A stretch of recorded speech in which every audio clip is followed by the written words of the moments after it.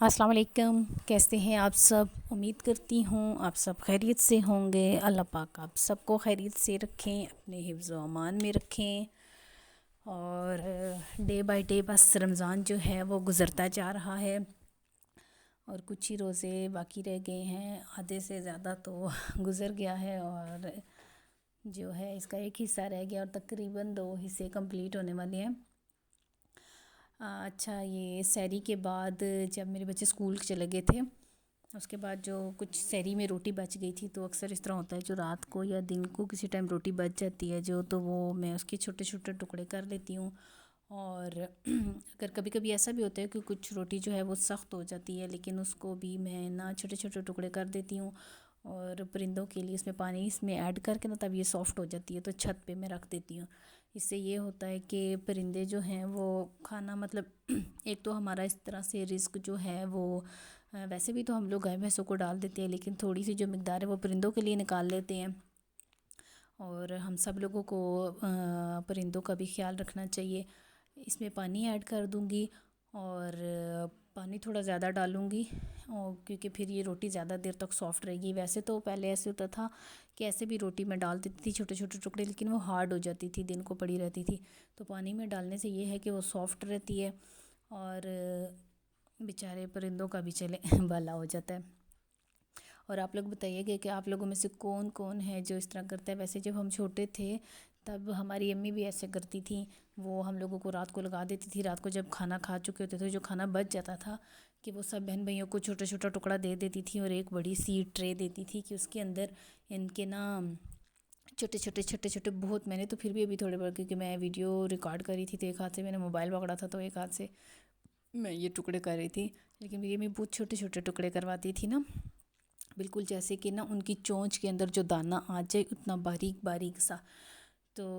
وہ ہم رات کو کرتے تھے اور صبح صبح کے ٹائم فجر کے ٹائم نا امی جا کے چھت پہ رکھ دیتی تھی۔ تو یہ چیزیں ہوتی ہیں کہ ہم لوگوں کو آگے اپنے بچوں کو بھی سکھانی چاہیے، جو ہمارے پیرنٹس نے ہمیں سکھائی ہیں،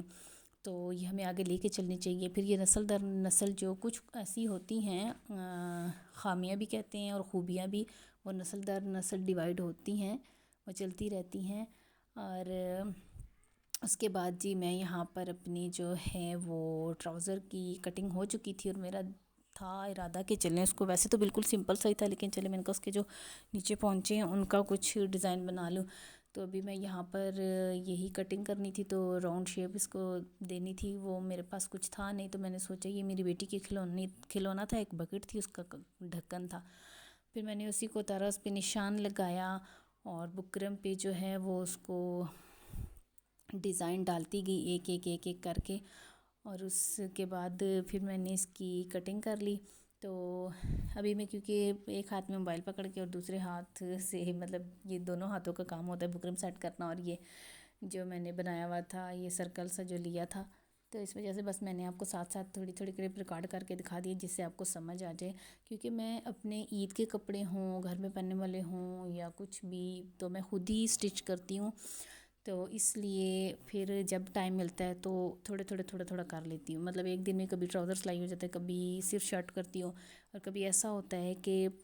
افطاری کا سامان کافی سارا، مطلب پچھلے دن زیادہ چیزیں بنی ہو تو افطاری کا سامان بچ جاتا ہے زیادہ، پھر اس دن کم کام ہوتا ہے، تو اس دن جو ہے پھر وہ کبھی کبھی پورا سوٹ، کبھی کبھی دو دو سوٹ بھی اسٹچ ہو جاتے ہیں، اور کوشش یہی ہوتی ہے کہ عید سے پہلے پہلے جتنے بھی سوٹ اسٹچ کرنے ہیں وہ کر لیں۔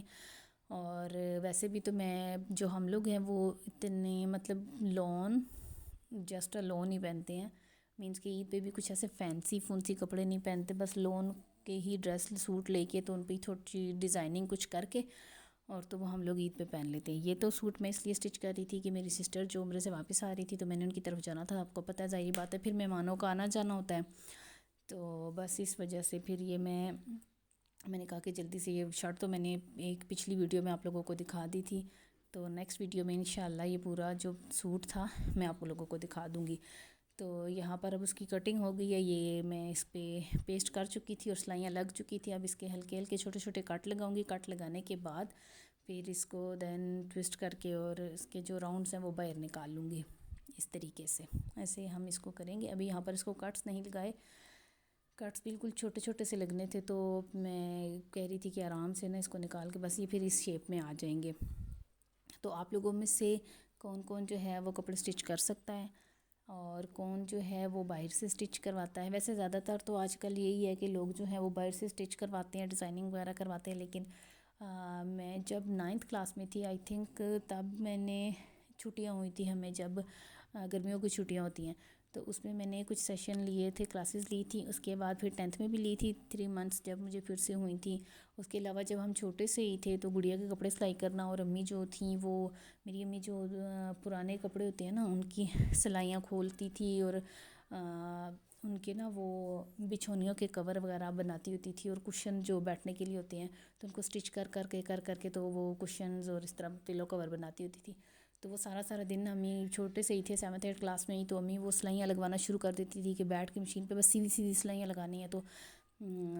وہ میں لگاتی تھی تو سلائی مطلب جو صفائی ہوتی ہے نا اس میں جو لائن بالکل سیدھی سلائی لگنی چاہیے وہ تو اسی ٹائم سے ہی آ گئی تھی۔ وہ کام ختم کرنے کے بعد جی میں پھر کچن میں آ گئی، کیونکہ آج جو تھی وہ چاول بنانے تھے، اور پھر آپ کو پتہ ہے افطاری کے ٹائم پہ تو افطاری سے پہلے عام روٹین میں تو یہ ہوتا ہے کہ چلے ٹائمنگ آگے پیچھے بھی ہو جاتی ہے، کچھ لیٹ بن جاتا ہے تب اٹس اوکے، جلدی لیٹ چلتا ہے، لیکن رمضان میں یہ چیز نہیں چلتی، سب کا روزہ ہوتا ہے تو ٹائم سے سارا کچھ جو ہے وہ تیار کرنا ہوتا ہے۔ تو یہاں پر اب بس میں کچن میں آ گئی تھی، وہیں پہ میں نے سلائی مشین کو چھوڑ دیا، اور میرے ٹراؤزر کی ایک سلائی رہ بھی گئی تھی تو میں نے سوچا وہ میں بعد میں لگا لوں گی۔ یہاں پر بس میں بھی جلدی اپنا کام ختم کرتی ہوں کچن کا، اور